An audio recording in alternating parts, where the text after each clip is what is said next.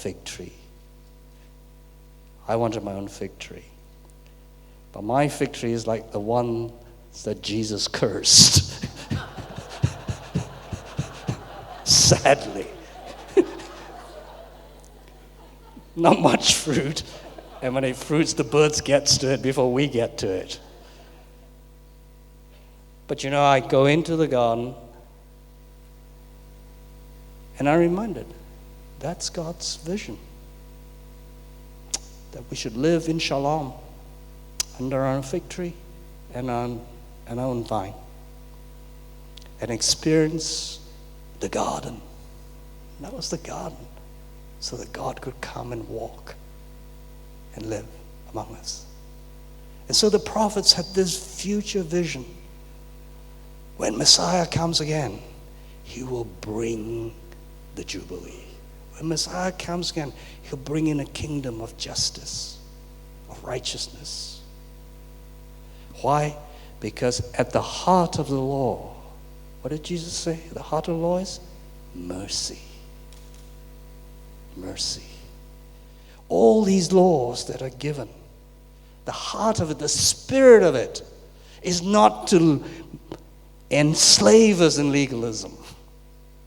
It's not to beat us over the head with a stick and a club. The spirit of the law, the heart of the law, is mercy. And that's why Jesus could heal on the Sabbath. On the Sabbath. The heart of the law is mercy. And the heart of Jubilee is mercy. Is mercy. So we leave the story, sadly, with this sad state of the nation of Israel, failing to obey God, failing to fulfill their potential, failing to fulfill this promise. And yet God sends his prophets to say, don't give up hope. And Isaiah then appears to say to us, the Spirit of the Lord is upon me. There will come a day when the servant king would bring in this kind of kingdom. Yeah? So, is that surprising? I don't think so.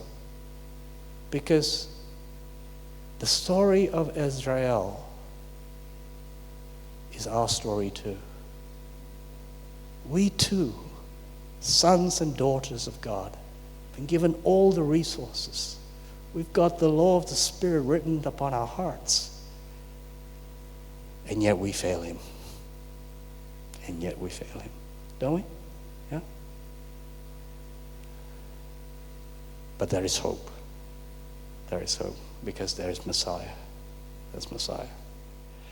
So as I've sort of reflected over the last 25 years or more now on this whole Jubilee theme, I've just again and again been amazed by God's merciful dealings with his people. He gives them a chance after chance, but there are consequences when we fail. And so my prayer for us all is we need to go back and read some of these things again. This has been really what Peter has been trying to bring to us. Go back to these basic foundations, what the prophets are saying, and take a good hard look at these scriptures and see how we should be applying them for ourselves today. So tomorrow, if you're able to come, we will have good news. All this miserable stuff really is not very healthy. We will tomorrow have good news because we'll talk about Messiah and how Messiah has come to fulfill this scripture in our midst. Amen. Thank you. I feel so miserable, And tonight we're going to have nightmare, couldn't sleep.